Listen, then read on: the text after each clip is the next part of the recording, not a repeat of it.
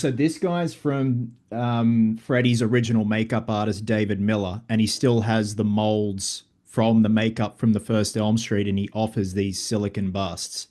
Oh my God. So I'm like, that's the Grail piece right there. Yeah, that's wild. So that bust was gifted from the original Freddy artist, or Yeah, so he sells them. So he did Elm Street 1, 5, and New Nightmare, and I don't know, he must have worked out in his contract that he gets to keep all the molds for the appliances for Robert. And yeah, he just started offering silicon busts, which means they'll last a long time as opposed to like foam latex. Yeah, yeah. Well, obviously I don't want to take up any time because I know it's starting to no, wind no, you're down. not. You're not at all. You just might hear a toddler, Okay, that's who's not being held hostage. He is mine.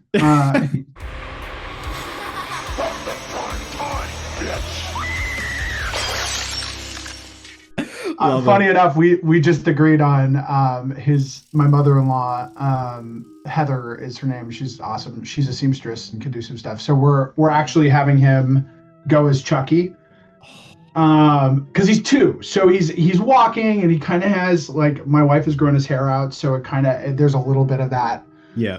and it's sort of auburn red. Dude, it'd Kind be of rude perfect. not to cosplay him as Chucky. That's what I'm saying. I mean, we're only going to get to do it once, and then definitely where we are out here, we live in one of those, like, neighborhoods that goes all out for the holidays, and Mm. so it's looking like Leatherface might be making an appearance in Halloween night with a real chainsaw without teeth, Yeah. out here. So that's kind of fun, and so it kind of sort of lent itself to figure out something for my kid. So Dude, that I love it because my wife and I we're gonna start trying for a kid at the end of the year. So yeah, it's the like best. yeah, like whether it's boy, girl, like we're Sure, stoked, yeah. but also like the kid's gonna have an interesting upbringing with all this stuff. So it's like exposure therapy. They'll be so desensitized, nothing will phase them.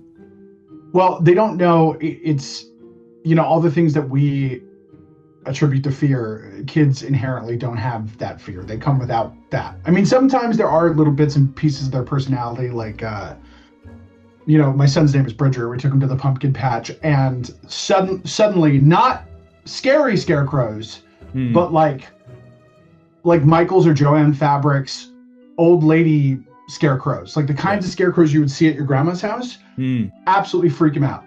Like, starts crying. They have the painted on happy face. Not a fan. And then today we were walking in the neighborhood, and again, it's like our neighborhood goes all out for the holidays. One of our neighbors has one of those 13-foot super scary scarecrows with, like, Hmm. kind of like the sort of like a scream, like petrified end.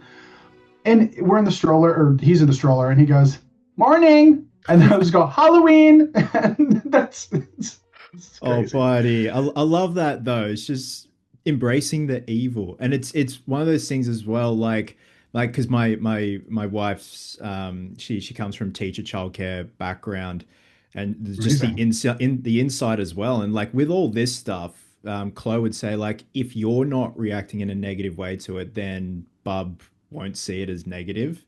Like so, Exactly. like Yeah. did your little one see you as Leatherface or? So I FaceTime him from set.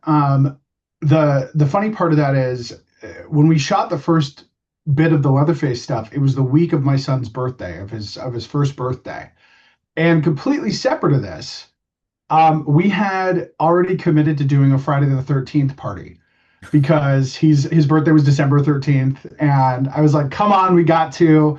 And Yeah. so we did like a 1-year-old birthday themed to Camp Crystal Lake. We had a party Jason show up at the end of the night. We let all the parents know, in advance. If your little ones are scared of, like, hockey masks or clowns or anything, maybe leave by like 6:30. And I'll send you some pictures from that. But Please we do. had an inflatable axe throwing thing for the kids with, like, little hatchets with Velcro on it. And Jason was a huge hit. He was a big hit. So that was not me who played Jason. I actually got to enjoy the party, but I FaceTimed in the Leatherface costume my partner Cameron and Bridger, my son. And he just, I mean, we would watch the movie together, and when I was Mm. doing some research, gone through it, and he was in my arms. I kind of didn't even think about it. And the scene, it was the Franklin scene. We're watching the Franklin scene, and my son's very empathetic. And Mm. so he's go, "Oh no," and trying to figure that out, and then explaining like dad talk. Well, you see, Leatherface is being a good boy. He's protecting his family. Like in theory, this character is not doing something evil. His Yeah. home has been encroached upon, right? And so it's a little stretching a little dad logic there. But yeah, he's never been afraid of Bubba, never been afraid of Leatherface. Mm. And now just the chainsaws in general don't seem to bother him. Yep. Um, not that we have them around the house, but none of the screaming or any of that stuff. Because my full time job, like my actual career, is voiceover, and so Yep. he hears me making crazy sounds all the time. So none of that is registers as anything other than that's just what Dada does. I taught my son to say blah blah blah money because that's what Dad does for blah blah blah money. That's Um, brilliant. Yeah, and that's one thing I wanted to touch on. And firstly, thank you for your time, Max. I can only yeah, imagine of how course.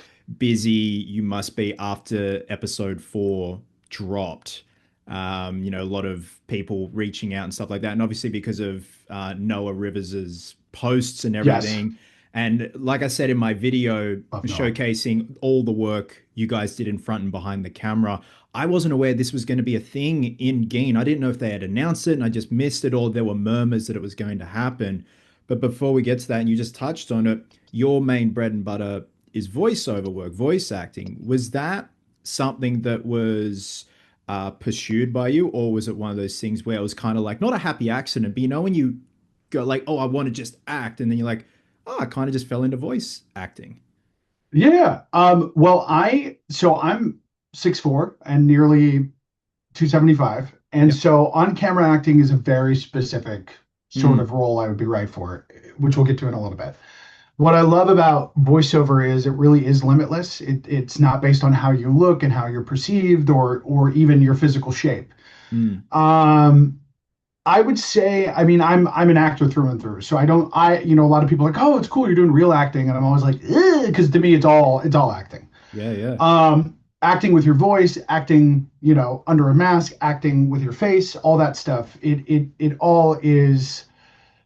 It's my whole life. I mean, it's since I was 7 years old. I've been pursuing this and doing theater, either as a hobby and then very quickly, like professionally in regional theaters. And I got my first voiceover job when I was 12 years old, doing like little infomercials and stuff. Mm, Um, but yeah, out of college, I had an opportunity to work at Disneyland out here doing a voice of a character in the park.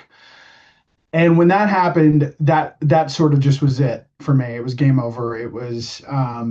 It's everything I love about theater without all the things I hate about theater. No mm, memorization, no costumes, no rehearsal.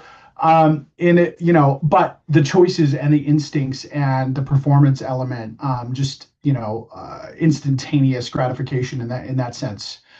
Um, but yeah, so I mean I do all sorts of acting. I do on camera. Obviously, Ed Gein and the Leatherface role is the biggest on camera thing I've done to date. But I've done short films and I've done a lot of that stuff. And I think it's not something that I certainly don't turn down opportunities, but my day to day is really voiceover heavy. And as a mm, voice actor, it means you're up at 8, 9 a.m. Inbox is filled with auditions. A lot of them are due like same day, and mm, so it can make it kind of tough to do on camera auditions because those can be multiple pages. You do tend to have to be memorized, even though officially you don't have to be, but you should be. And then of course you're setting up the camera. We're in my studio right now, which is sort of undergoing a renovation. We're building a new studio back here, oh, but yep.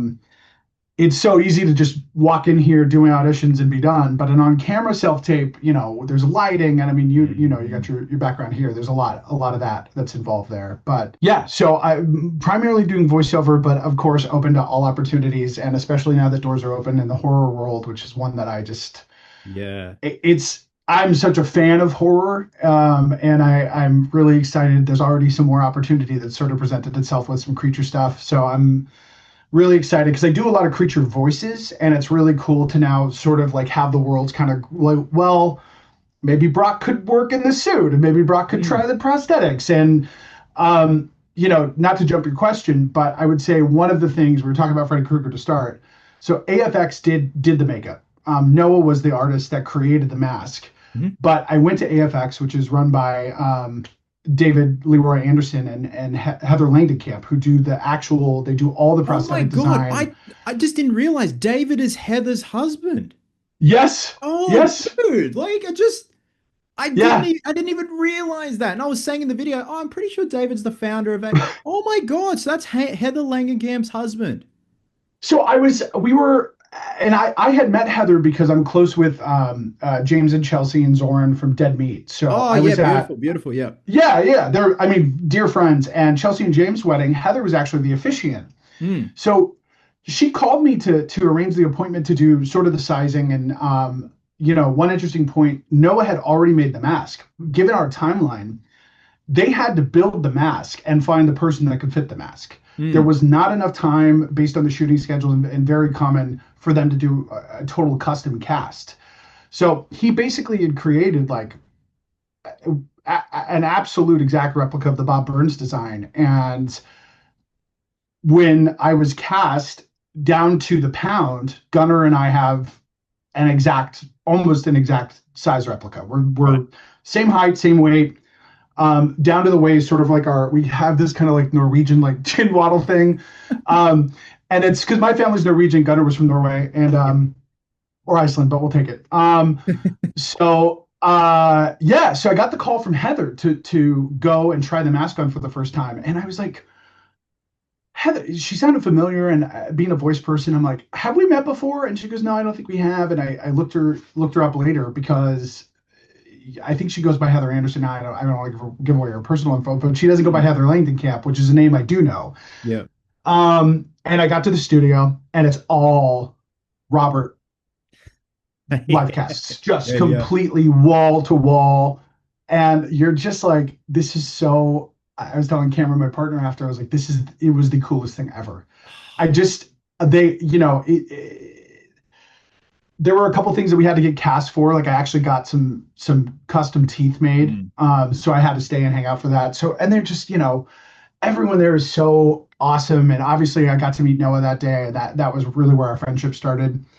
But but yeah, so it was crazy to be there and to meet David and Heather and just realize like, wow, I'm stepping into like an iconic slasher role in the house that built one of my favorite slashers. I Yeah. mean, you're surrounded by them, so it's like it was kind of nuts. Oh man, I love that. Again, I didn't even put two and two together that David was Heather's husband because I knew her husband was an effects guy. But Yeah, yeah, that's that beautiful like little incestuous full circle moment. And going back to like the incubation of you becoming Leatherface, being cast as Leatherface. I was walking with my yeah. wife this morning with our dog and grabbing a coffee, and I'm like, I wonder if like they told Brock exactly what was going on. I'm like, surely they would, because it's not like Marvel level secrecy. When you got the audition, did you know exactly what it was for? So it's funny you brought that up. I did. They did not code it. I mean, I could go back. It was a couple years ago at this point, but I could go back and Oh look at the wow, okay, audition. And the audition scene, if those watching now have seen the show, the first appearance of the cast, like the recreation cast, is the end of episode 3. But then really, there's a nice chunk of moment in episode 4 dedicated to Toby and the creation of the film and the Leatherface and Pretty Woman mask. That was the audition scene. So the audition scene was when you go watch episode 4. Will Brill, who's incredible, he plays Toby mm, Hooper. He was so much fun to work with. He was an absolute delight. But that scene where he's applying the makeup and describing the masks and how they connect to the different phases of Ed Gein's personality and reputation, right? So the audition was mostly sitting there while someone off camera. In this case, I did the audition at Zoran's house. So I mentioned Zoran from Dead Meat. yeah, Zoran is yeah. one of my best friends, and in fact, our kids are best friends because they're like a couple months apart. Okay. And I got this audition, and remember I told you self tapes are not like voiceover auditions. There's a Uh, lot of considerations, right? yep. So I had to find somebody who had a Leatherface mask. And I had to find somebody who had a Leatherface mask within 12 hours. So I called Zoran and I was like, Hey man, I got this audition. I feel, it's really kind of crazy. But I feel like I need the mask. Like I can't do this part with my face out because I need to have some mask. So I was trying to Amazon the killing mask, anything I could get, just Mm. sent. And then I called Zoran and he goes, I got you. And it was like the Matrix with like he goes, which Leatherface do you want? Part one, two, reboot. We didn't have time to wig it, but I have the audition mask here, and this is the one that I wore for the Oh, audition. It nice. is completely cut, and we just ran my black hair through. Oh, okay, yeah, yeah, yep. But yeah, so that was the audition process. The audition process was sitting in a chair while another actor gives a 2 minute monologue, and I sat in a chair as Leatherface, sort of taking all the information in. And then at the end, yelling the line, which was a particular, again, as a voice actor, it was a particularly, I was up for the challenge, but I was very in my head about it because it was like, well, Leatherface doesn't speak. Mm. And they had a line that they wanted Gunner to deliver as he's getting into the Leatherface character that should sound like Leatherface's intonation, but speaking the language, speaking Mm. English.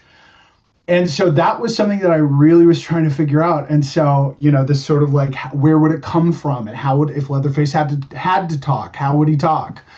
And so if you watch the finished scene, you can actually see like the breathing and all this stuff is something I would do as an actor preparing to make a sound like that. Mm. And so it was really cool because it kind of felt like all of my craft and artistry sort of combined in one place. And It was Cameron, my wife, who was basically like, "This is your part to lose. Here's Mm. what you need to do to book this job." And she texted Zorn direction on how to set the camera up. Mm. And I absolutely believe that it was that confidence of vision, both in the performance, but also setting up the shot and acting as if, like, yeah, we went out outside of Zorn's house and I shot the chainsaw dance on Magnolia in front of a bunch of, Yep. it was, and just did it, just completely like, they didn't ask for any of this stuff. And it was just, how many times in your life do you get to play this part? And Yeah. even if, you don't book the job, the audition is the job. So for, 30 minutes, this is mine and I'm going to act like it's mine. So that's sort of the process there. And it really was, could not have done it without Zoran and Megan, Zoran's wife, and my wife, Cameron. It was pretty magical. Amazing, man. I've spoken to James a few times, but I'm really good friends with Michael, their socials manager. Yeah, I've actually got absolutely. because I met up with him beginning of the year when I was in LA for a gig. We went to Yard House together, and I've got a Goosebumps haunted mask he gave me that I'm repainting for him. Oh my But God. yeah, like watching James and Chelsea and obviously like Zoran now, like their journey and just where they've come, and it's just like that's the goal. Like they're crushing it. But that's I love that as well that Zoran helped out. And I love the shot when everyone comes into the trailer. Toby's there, Will, and your Yeah, yeah. face. I don't know why, and I hope you don't mind. I started laughing because you're just there and you're sitting there like with the pretty woman mask on. And it's kind of like when a kid gets caught, they're like, what? And Yeah, it's just, you're just sitting there, like, obviously, you're portraying Gunnar Hansen. You're just sitting there, letting Toby do his thing and let his vision come to life. And that beautiful monologue of, like you said, him describing the different right. masks, associating that to Ed Gein's different personalities. And it's just witnessing the birth of this horror icon, which is so cool. And I'm going to throw this photo up here when I do the Yeah, edit. The beautiful group shot of all of you out the front of or on the porch, and just the attention to detail, like with the costuming, everything. I think that's why I was so fascinated and wowed by that. I'm not going to say more so than the series, but it definitely was a highlight for me for the series because, I equate it to the Halloween Kills flashback where you've got people who are fans putting in all this yeah, time and effort and like with Noah, with all the details that go unnoticed, but Noah and people who are fans know these details back to front. Like when you got Chris Nelson building the masks for the Halloween trilogy, the latest one, and correct. he's a Yeah. fan. You're a fan. My next question, and I'll plant the seed. You and I are both Southpaws. We Um, are. we Whoa, are, we man. Yeah, are. yeah. And you touched on that in the voice notes we initially sent before we Yeah, set yeah. this up. How did you work around that? And if you don't mind explaining what I mean by we're both southpaws. Yeah, yeah. I'm left-handed. Chris is left-handed, and Gunnar Hansen was not left-handed, and so we were matching. And the TCM fans are gonna know where the homage is, and then the real fans are gonna know like not only was this an homage, this was. I mean, our DP and the team they were framing it. The movie was pulled up as we're shooting. Um, And there were a couple scenes with the chainsaw where obviously your dominant hand it feels better to have that guiding it. Hmm. Um, I'm trying to think. Yeah, because but yeah. Okay, gotcha. yeah, yeah. But typically Gunner would hold it with this hand. Hmm. So this is the and so we had to redo. I mean, there is stuff that they can do. They can mirror the footage if they need to, Hmm. but it was I can't remember the script supervisor. I can't remember her name, but she was so on it, and she would like Ian, who directed two of the episodes I was in, Ian Brennan, who actually wrote the show and actually was creating these homages, Hmm. and Max Winkler, the other director, they were incredibly enthusiastic with just letting us run and do it. And I think it was just a mutual understanding, like, hey, you got this. Just let's go a couple times and try to get it. And we would get really close, and then the script supervisor would come in and be like, the hammer was in the other hand or this. And I should say there are things that we filmed, of course, that didn't make, they pun intended made the cutting room floor, but Hmm. there were a couple moments that I hope at some point see the light of day. I don't know that I can go into full detail about what those things were, but I did just allude to a hammer, and you didn't really see me with the hammer in the stuff that made it in the show. So I will Hmm. mention there were a couple moments that and we had a stand-in for Alan named Paris, who was amazing. Um, so there were a couple moments that really didn't make it in, but the left-handed logistics, and then also, of course, trying to think of when you're chopping and cutting, and a lot of the Leatherface stuff was used to match cut to Charlie. Hmm. So we had to watch each other's footage to really make sure that where, as best we could, where our hands are landing was kind of similar to where Charlie would pick it up. And obviously, like that's not just all on us. The editors had their hands full and did an insanely incredible job with it. Yeah.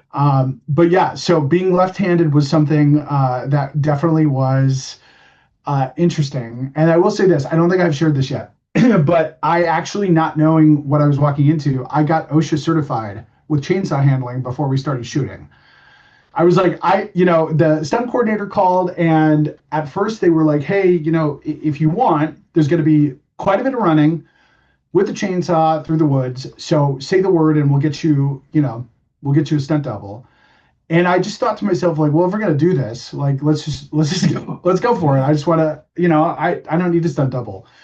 And so I think in your initial interview, you were like, I think most of the stuff in this was Brock. Like, it was all me, and with a lot of help, but everything you're seeing, all the chasing and stuff at the end, chasing the truck, that was real. We did that. Max Winkler was in the bed of a truck, and it's 4 a.m. in the middle of some suburb in Illinois, and I'm running through a real graveyard with a chainsaw. Um, yeah, so it was. I mean, you can just tell, like, even just getting to talk about it again, it was such an incredible experience. And I joked like, oh, I have to retire now from on camera acting because no joke, everyone was so nice, and it was just, I mean, everyone at Ryan Murphy Productions was nice. Ian Brennan, Cameron Lowend, who was our production designer, who actually created the chainsaw, like that was his baby. Hmm. And he saved my life because that one of the shoots we did, I was like, hey, I want to use. He had a real weight chainsaw, like a proper one without the teeth on. I was like, I want to use that. And so he's like, we did a rehearsal, and he pulls me aside. He goes, brings the rubber one, which you can't tell. Like on camera, you really can't tell when it's in and when it's out. Hmm. So he brings the rubber one. He goes, you have to go about 400 meters in the dark with no peripheral vision. Don't use the real chainsaw. And I'm so glad we didn't, because I immediately think I ate shit That second take. So Cameron, if you're watching this, you saved my life and you made me look great, and I have kept all my limbs. So thank you. Hell yeah, man. Shout Uh, out to Cameron and shout out to lefties as well. yeah, absolutely, absolutely. Shout out to lefties. Did this is super nerdy. Did they Yeah. happen to use the like or track down the same make and model chainsaw from the first one? Because I know it's such a like I don't know the model by heart. I know it's the green and they put the tape over the logo. Some people have already messaged and been like, "Hey, which so what?" Especially the Of course Eagle they Eye fans have. are like, "Hey, I got to know, where did the replica come from?" So that was all Cameron, and I would defer to his expertise. I know that Mm. I will just tell you, paid a lot of attention to it, and so I don't know the specifications of the two saws that I handled, but I know that he put a lot of attention and detail into those. I think obviously with that hero shot with Toby Hmm. standing in line and he sees it there and it's kind of like that oh moment. I'm Yeah, like, yeah, it makes sense that Cameron would have to be like this. If it's a replica, it's got to be like people will think it's the real deal. Um, there's one shot you posted on your Instagram the other day, and I keep looking at it. It's such a beautiful shot. It's you, and I call it final form Leatherface. We're at the end where he's doing the dance, and it's a shot of you yeah. heroically looking off to the side, and the sun is hitting the back of you, the last bit of Right. sun, and it's a portrait. It's a portrait shot. It looks so good, man. You've really captured the essence of Gunner, and it's Appreciate it. just so awesome and such an honor to, have a good old chinwag with you because again, it was so unexpected. But just to see the production value that had gone into, like with some shows, like a flashback or a cutaway scene can be a bit slapdash sometimes with Yeah, yeah, shows. Whereas this, I think obviously the assignment was this is such a beloved franchise and a beloved film. The first one, like the first film, just kickstarted so many other slashes. It's just paying homage at its finest. Was there a bit of a come down after that, or was it just business as usual? We're all good. well, no, I mean I will say like on the set and for people not in the industry, um, it comes down to the crew. So we Mm, shot a lot of the reenactment stuff and a lot of the Texas Chainsaw stuff was shot at the Disney Ranch up in Santa Clarita in December. It's late, it's dark, it's cold, but mm, the crew who uh, were a mix of different units from different Ryan Murphy shows. For the most part, that crew knew what we were shooting that day, and chose to be there. So you were talking about the fans, like it just wasn't in front of the camera; it was everyone, and so mm. it was really easy. Aside from it being really cold, which I was fine, especially like in the Franklin blood scene, that was warm, and that was I was like, let's do it again. This is nice. It was like a sauna. But I remember there was one grip. Oh my God, he was so funny. And I was chasing down Marilyn, and he was like, just get her, Leatherface, get her, because it was all without sound, and so just like you could just feel like the energy. And this was a long day. Like we did a lot of coverage, Mm. um, in the elements, outdoors, and outdoor shoots are always like exhausting because your body is tired because you were up when the sun was up and the sun's down.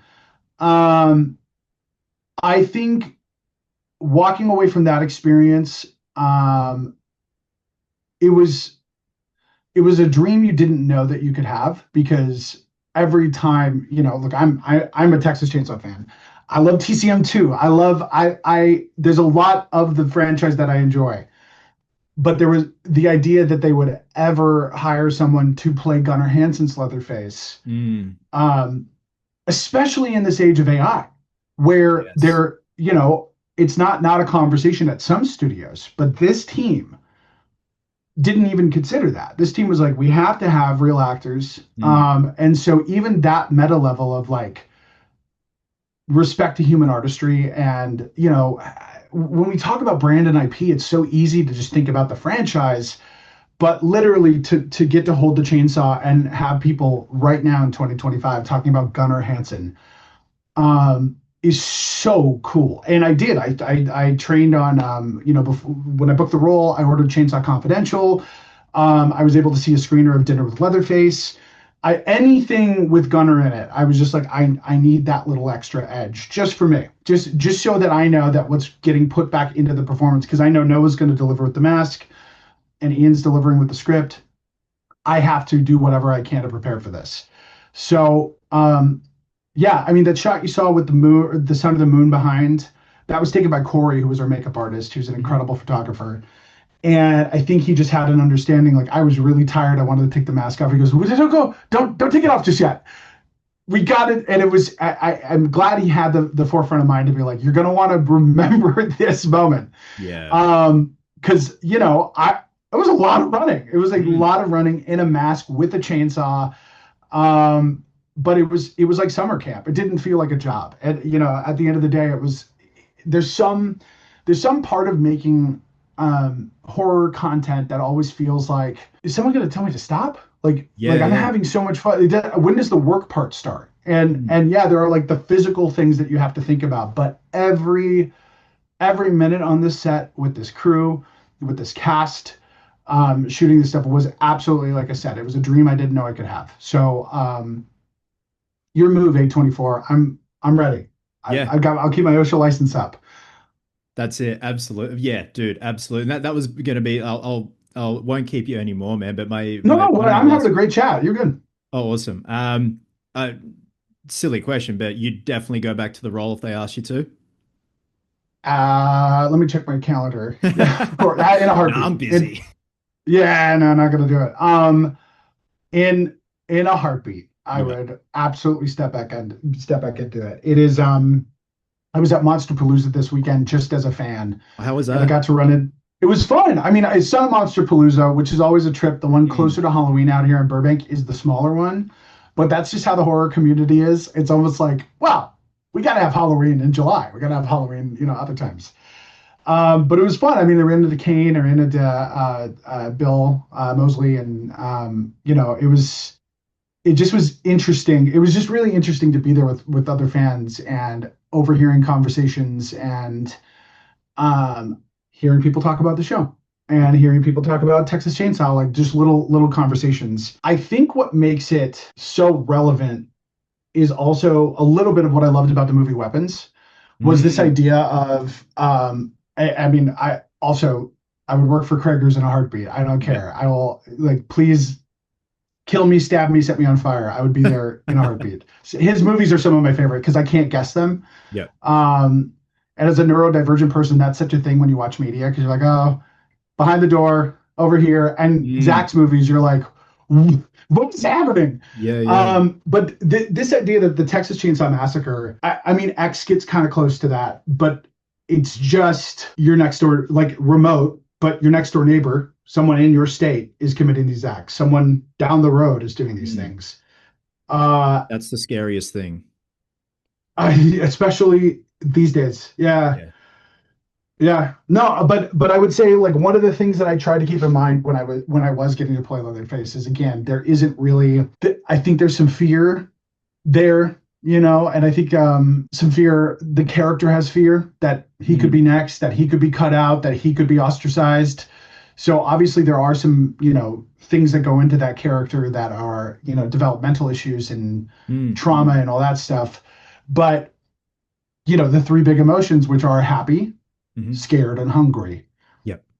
Which, having a toddler, it was not hard to put that together, right? Yeah, see, that's a good way to put it because obviously, from a development point of view, severely delayed. But like you Yeah, said at the beginning when we started chatting, he feels like he's doing right to protect his family. He right. doesn't want to do this, but he kind of has to. It's either his family. Yeah, so I'm assuming in his mind, Leatherface thinks it's for the greater good. He's doing the right thing, but because he's a child, essentially, mentally, and it's that childlike mentality, and that's when also I think you kind of have pathos for him when you see him vulnerable at times, but also that that one shot in the first film after he hammers the dude and he's sitting there in the room and it slowly pans in on his face and Gunner's just Mhm. he's licking his lips, but he's got the 1,000 yard stare and he's you Yeah, can see the cogs turning in his head and Nothing's So said. and the tongue over the top teeth, right? Yes. Yeah, exactly. Yeah, there you So go. we shot that. So that was one of the things that we did film. Really? Yes, and Ah, I think that was the moment that I was the, I'm so happy so much made it in, but that was one moment that I was obviously just like, because it mm, is the heart of the character. yeah.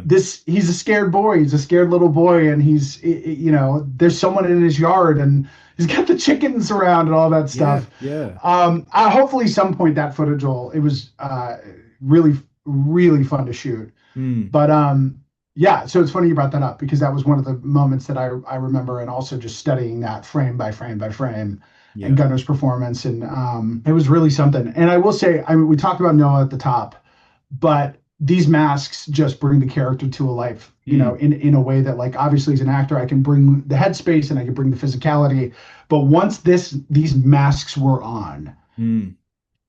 everyone sort of looked at you little like no one was joking around with me because I had the mask on. I was, the Texas Chainsaw cast that we had in Monster Season 3, like they kind of kept us separate, and then, I'd just be standing there in the cold next to a heater with the mask on, and someone would be like, sorry, you're freaking me out. And I'm just standing. And that's how good, Noah's incredible. Yeah, And the masks were little masterpieces, and I'm really, really, I feel honored to have gotten to not just wear the Leatherface mask but Noah's masks, because he put so much care into those. yeah. And I hope he goes into more detail about like how long the process was, because all of that, knowing those tidbits, it's really, it's an art form. And like I said, I just feel so fortunate that there was that attention to detail, the dedication to getting it right, and the knowledge of these available artists that wanted to make it happen. Um, so yeah, I mean, I'm getting to enjoy it now because people know about it. But I've been keeping this secret for a while, and it's something I've been really excited to talk about. And I don't know that I will ever shut the hell up about it, because it is, that was my time as Leatherface. And Yeah. if it's the last one I get, it'll be more than enough. I have a feeling this isn't your last turn as Leatherface. And again, it's all those beautiful elements that came together.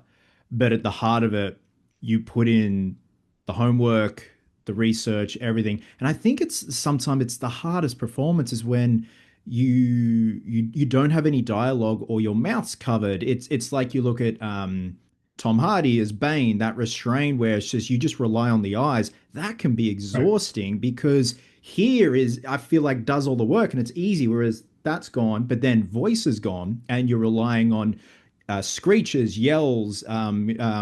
I call like the Leatherface battle cry. Yeah. It Yeah. can be hard, and then also on top of that, you trying to emulate, not do a, I don't want to assume, not do a direct impersonation, but also capture the essence of Gunner and Right. what he was doing on set. Yeah, no, exactly. I mean, that really was the job, and I felt that it was, there probably was. I don't know that the Telsey office who did the casting for the series, I don't think they knew I was a voice actor. Right. Um, but I will say that as a voice actor, I am very used to acting without my eyes, without my face, without anything except my Mm, voice. And, even though you can't see us and all the stuff that we do, it's a very physical job in order to make the sound come out. So I actually found the intonation of Leatherface really easy to sustain. And I will leave it with this. I wasn't going to go here, but this was not my first time playing Leatherface. Um, so I mentioned Zoran earlier. yep. I played Leatherface. He had cast me as Leatherface in a music video that he directed called Social Media Masochist 2. So he'd made two of these. You might have seen one where it's like Freddie and Jason are in high school, and they want to date Carrie, and they like are. Okay.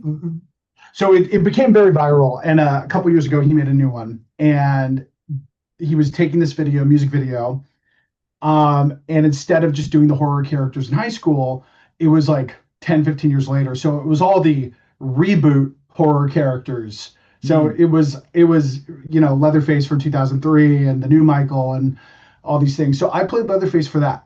yeah. And I wore the reboot mask and did the whole thing. And at the same time, I got cast by Universal Studios to play Leatherface at Halloween Horror Nights. Ah. And I would come home without a voice because if you go through any of the haunts here, a lot of the times the actors are on tracks. And so it's pre-recorded and the Mm. actors just doing that. I couldn't help myself. So I was screaming, I had the chainsaw stabbing someone. I was going, oh, night and night and night after night. Eventually I lost my voice. But it was a thrill to be able to do that again Mm. because now I know a better way to do it. And also, it wasn't like every 5 minutes. I had a Yeah, little bit yeah. of a rest. But yeah, so this is technically the third time I've gotten to play the character.